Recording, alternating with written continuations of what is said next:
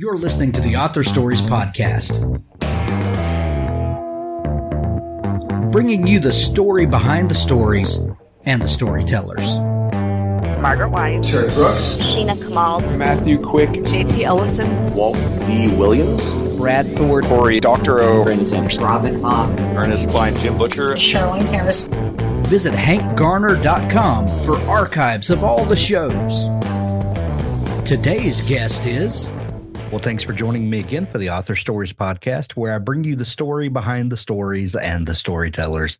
Today, I'm really excited to have Barbara Rubin on the show with me. She has an amazing new book. It's called More Than You Can See, and what a powerful, powerful story this is.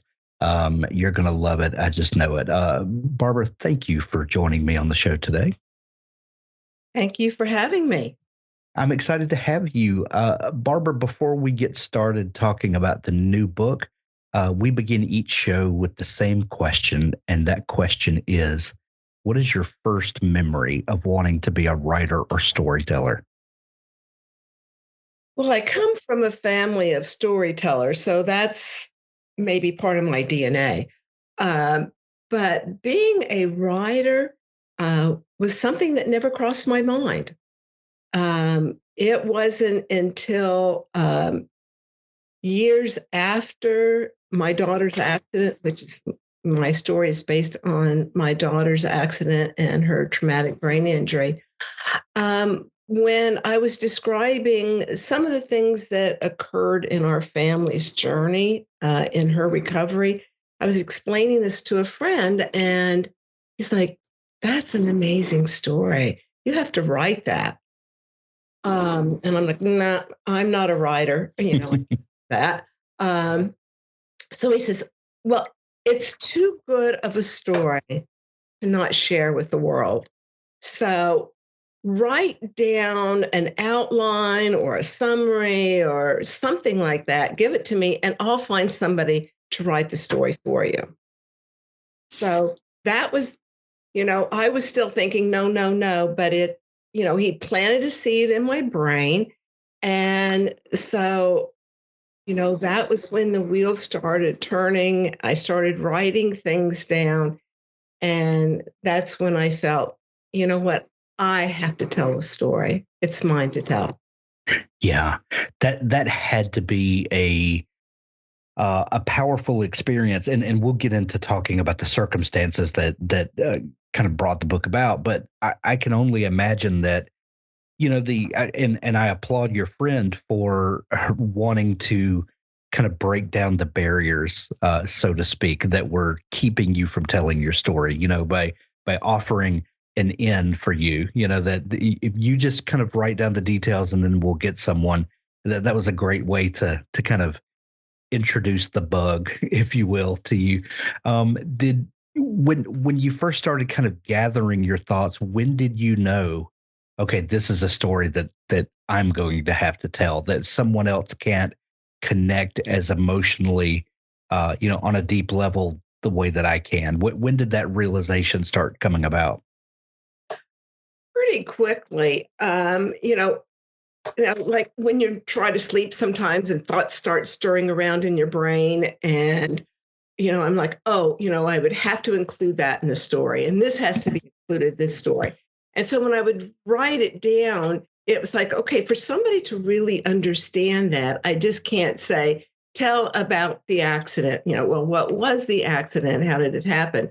And so as I started really summarizing some of those points, I realized that I was the one who had those raw emotions that, for me to tell somebody else and then them try to put it into words was going to be too hard.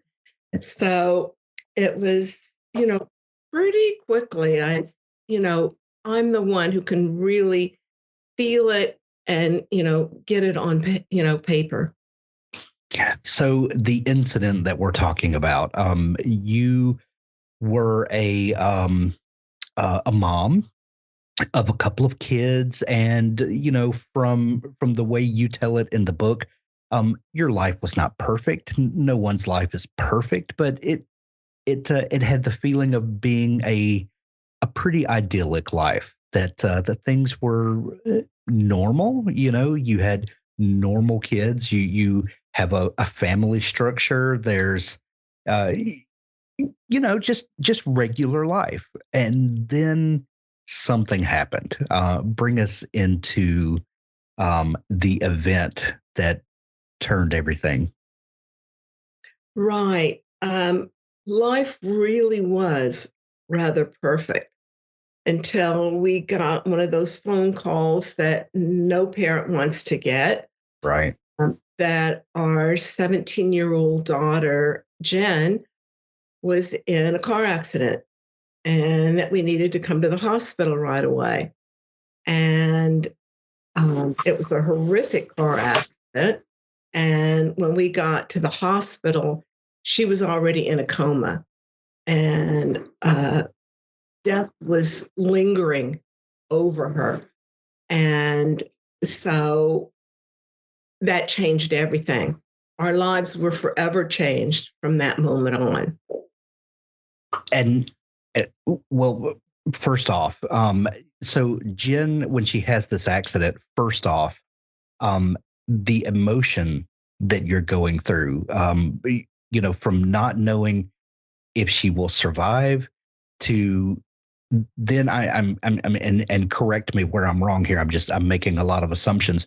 I'm assuming you go from, wondering, will Jen survive this, to then can my family survive this, to the normal that you've known dissolves at some point. And we've heard a lot about new normals over the last couple of years.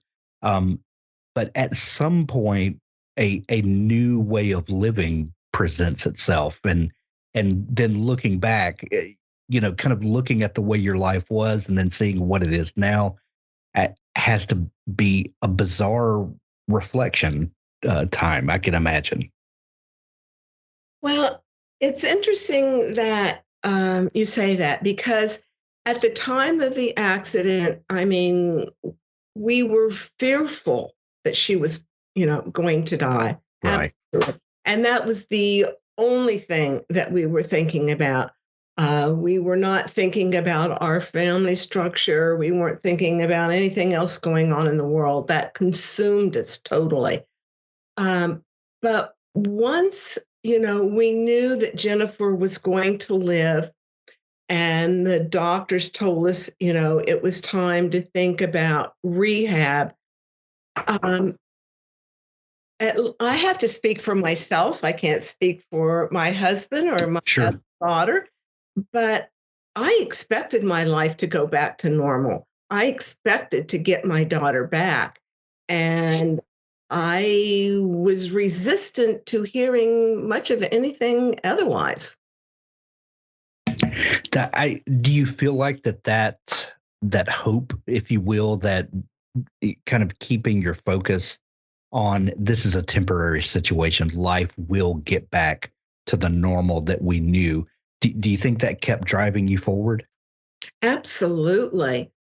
You know, when a doctor tells you, okay, this is going to be your daughter, but with holes in her personality and behaviors, what does that even mean? Right. I was not going to accept that. I was determined to get my original daughter back. I was determined to keep my family intact. And I was very fortunate to have a supportive husband who, continued to provide for our family and gave me, the opportunity to go and do what I had to do in order to make sure Jen's life was okay and did return to normal. So Jen was in a coma initially, and what were you thinking during that time? I think it was 2 weeks. Is that right? Yeah, close to 2 weeks. That has to be, as speaking as a parent, I can only imagine. You've been through this initial tragedy, and then the coma and just not knowing what's on the other side of that? How do you begin to process that? Um, those days are almost like a fog because you're just barely functioning as a human because your whole focus is on this child that's fighting for her life. And, I talk in the book about some, decisions that had to be made, medical decisions, surgeries. Of course, we were approached by, medical staff wanting to know if we wanted to donate her organs if she did pass. All these horrible things coming at you. And, you know, you're fighting for your own sanity, actually. It's, and as a parent that has gone through this, I would say don't try to imagine what it would be like unless you have to, because it's awful. I can only imagine what, and I'm, you just said don't try to imagine, but you can't help being in that position where you feel like you're not only holding on to your own hope, but you have other family that you have to project hope for, because as a parent, you still feel responsible for your spouse, for your other child, for extended family. You have to hold it all up, and then to have someone come and say, I know we're holding out hope, but just in case, how do you feel about donating organs, and how do you maintain your strength in the middle of those sorts of conversations? Not easily. That we didn't have family in the immediate area, but we had unbelievable friends that were there and supportive, and the medical staff at the hospital, they were amazing. But, it's like eating and sleeping and showering. I mean, those were all just things not even considered. I mean, it was just, you know, maybe somebody would bring something in and you would take a couple bites. Maybe either my husband or I would go down to the cafeteria and grab something and quickly come back upstairs. Fortunately for our other daughter, who was 13 at the time, neighbors and friends really stepped up and oversaw her care. She was never alone. There was always somebody that stayed at the house with her, or they brought her to their house. They fed her. They brought her to the hospital.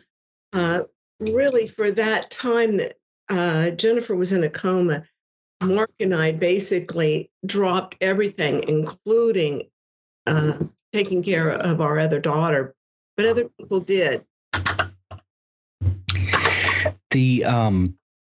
So she comes out of the coma. What was your initial reaction when she regained consciousness and you started feeling like maybe I will get my daughter back? Right. Then it was, okay, what do we need to do? And, I tell about this in the book, how PT came in, that's physical therapy came in and told us what we needed to do to keep her limber so that she wouldn't tighten up. And it was like, wow, we have something that we can actually do besides just sit here and look at her. So, we did those kind of things with her, moving her. But as she came out of the coma, she became very agitated almost. And like every part of her was moving and pulling on tubes and wires that were attached to her. And, but she wasn't at a total level of consciousness. You could talk to her, she would look at you, but she couldn't respond to questions.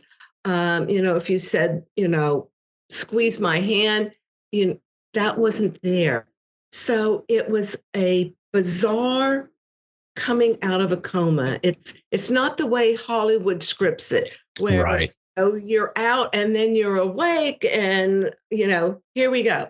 And it was hard for us to grasp what level of consciousness she was at, because she didn't respond to commands. And that would continue if you read the book for a long time. And there's a reason for that, but we didn't know that at the time. So they kept telling us there's different levels of a coma, how deep it is. And so they kept telling us she's coming up to a higher and higher level. So again, they tell us she appears like she's going to live, but it's still risky. Right. Up to that point. But it was hard to understand because we had never seen anything like that. The journey that you guys as a family went through throughout the book is amazing, and I don't want to give too much away to the listeners, because this is a book that you have to read, a journey that you have to go on with you. But when you got to the point, Barbara, where you realized that this was a story that needed to be told, and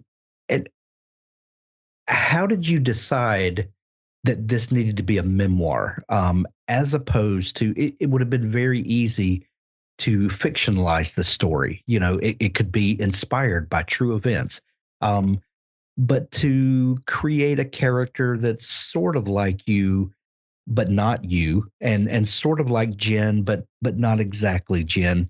And if you fictionalize it, it's almost like you can kind of sidestep the spotlight a little bit, and you could tell the story without the intensity of being in the moment. Again, I guess is what I'm trying to say. But when you write a memoir, I would imagine that it stays kind of bone raw at points. Did you just always know that this had to be a memoir? This had to be about you and Jen and the rest of your family, or was there ever a desire to tell it a different way? No, never. To me, a really good book or movie, if it's real, it can be better than fiction.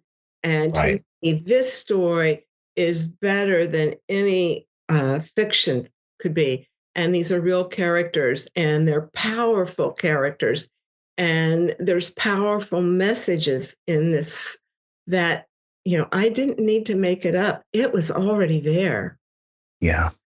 Were there any things that you did to prepare you to write this story?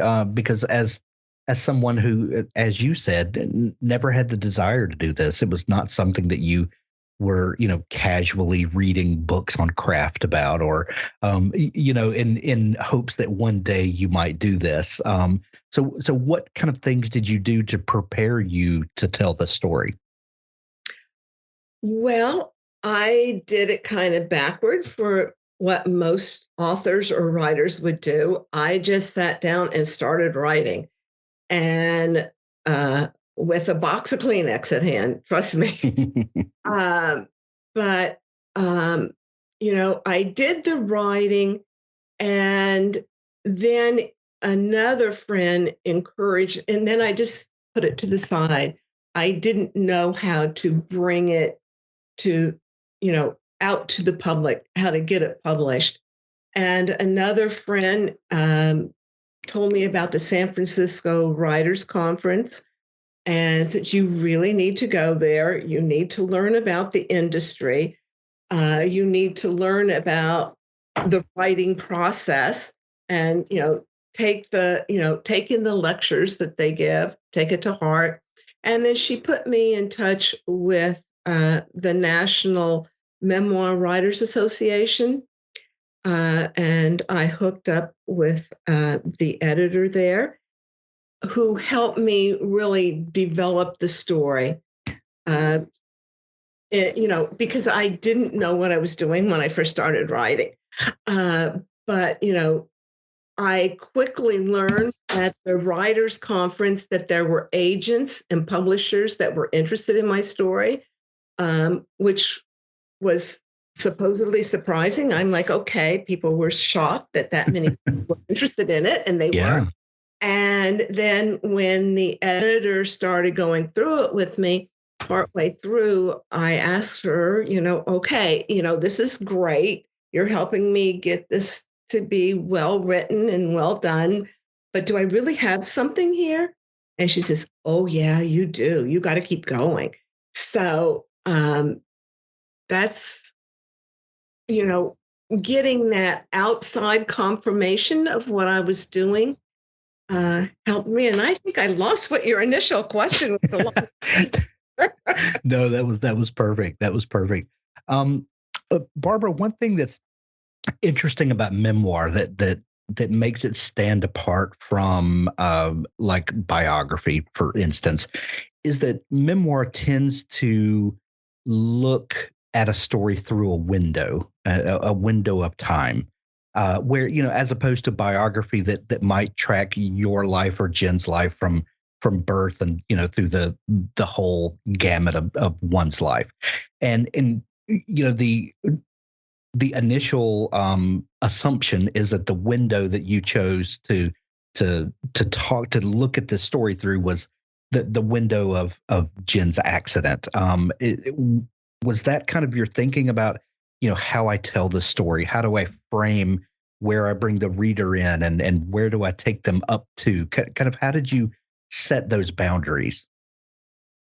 Well, first of all, identifying what the true story was. The true story wasn't the accident, and it wasn't the traumatic brain injury, although those are part of it. I had to have the reader experience the accident with me. That's why I started there. But the true story is the creative caregiving that had to be used with my daughter because she lacked any traditional method of communication. So again, I started rambling and I think I lost yes. But anyway, so that was the story. It wasn't, like, when I was a kid and when I was born or when Jen was born or when she was a kid. The story was about Jen and her fun, endearing, quirky personality that helped her capture the hearts of people when she didn't have language. And the impact she has on their life. So that was the story. That was where I was aiming for. But I had to bring the reader in, have them experience the accident, understand the huge hurdles Jen had to get over as she started learning basic life skills. And then you get to the real meat of the story. Some amazing caregivers and what they do with Jen and what she does for them. It is amazing. One thing that I was not exactly prepared for, Barbara, is the humor that you brought out in this story. And, from Jen's quirky personality, as you mentioned a second ago, to the unique ways, especially that families that endure a tragedy together, how there's a little bit of dark humor that comes to play. And it's, probably a coping mechanism. And, we could go into all sorts of reasons why we, as humans kind of decide to make light of very difficult situations. But that was something that you didn't necessarily shy away from in this story. And I think that those moments of levity and those moments of humor really accentuate, if not amplify, the deeper emotional moments by kind of letting. I like to say that you let the reader off the hook a little bit and let them come down off of this emotional intensity, this emotional high. Let them laugh a little bit, and then those very intense emotional moments become more impactful.